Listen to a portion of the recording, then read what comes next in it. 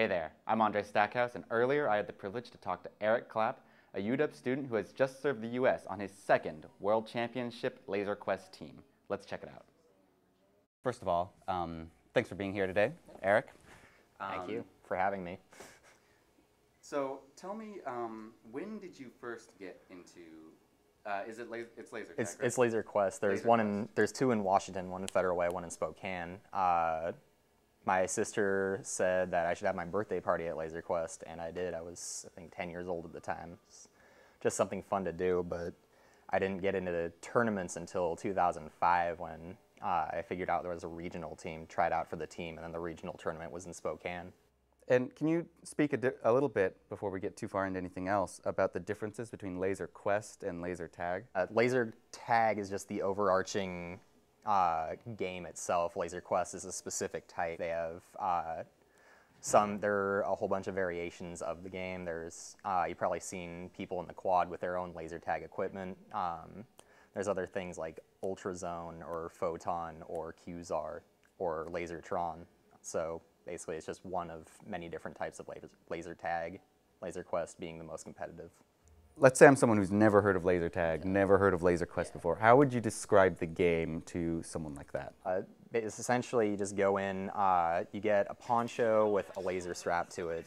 You have 7 sensors you can be hit in the front, the back, either shoulder, either side of the laser, or down the center of the laser.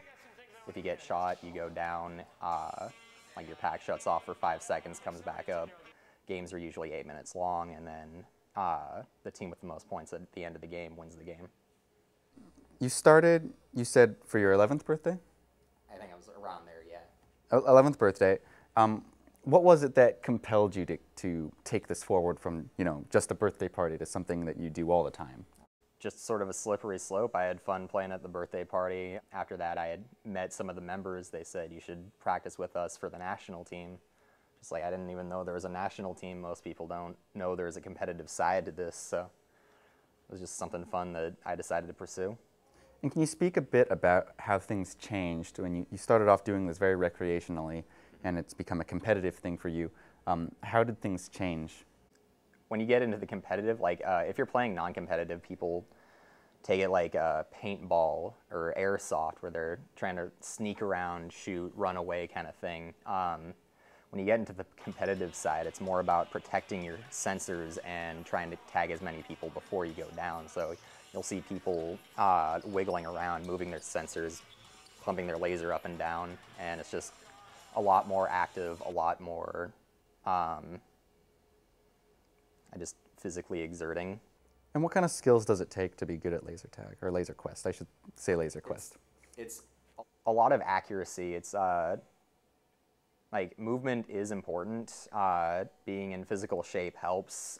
Endurance, they're 8-minute games, and they can get pretty intense, so you can get winded pretty easily. But I think the biggest thing is accuracy. As a player, what do you think separates you from all the other Laser Quest players in the world? I think of myself as a very versatile player. I'm able to play, because a lot of centers have towers that you can go up. They have ramps, they have grates you can shoot through.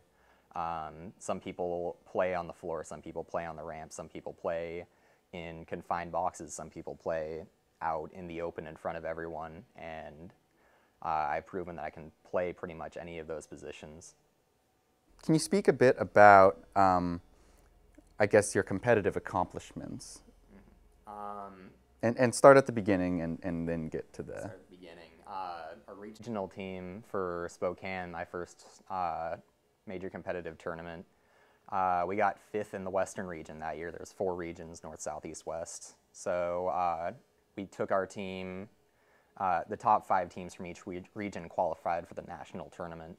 So we took that team. That was the first time since 2001 that our team had made the national tournament, and we ended up getting 20th that year. Over the course of a few years, we got some new players in, got some of the other players better, and we were able to finally get 3rd place in 2009. That's the best we've ever done at a national competition. Recently, April was the 2012 World Challenge of Laser Quest, and USA won. I was on that team. this is the second World Challenge in a row that I've won for the U.S.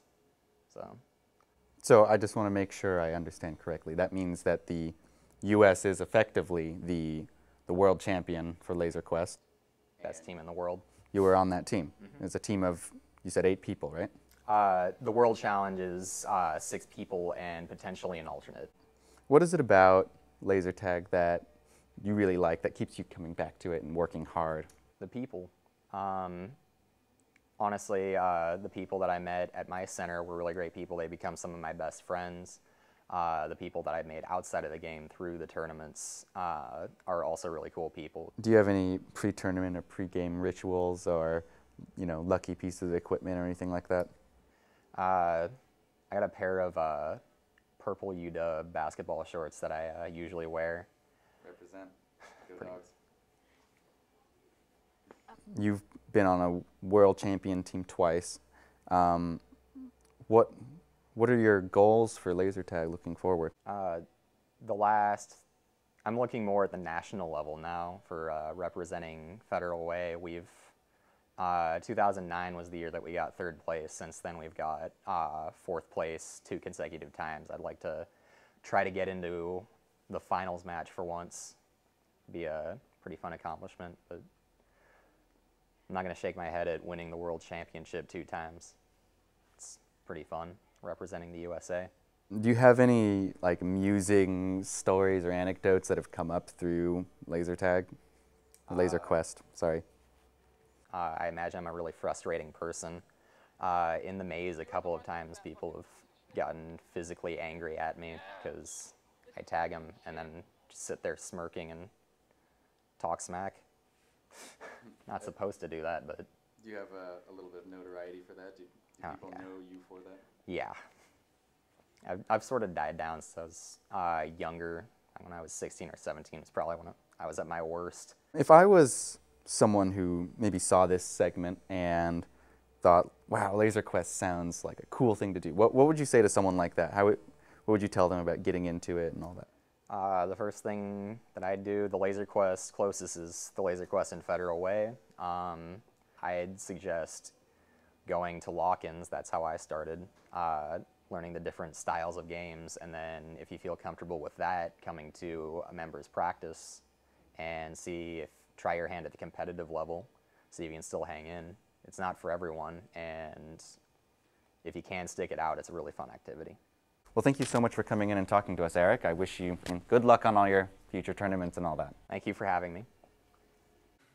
Eric graduates this June, but keep your eyes open for his future accomplishments.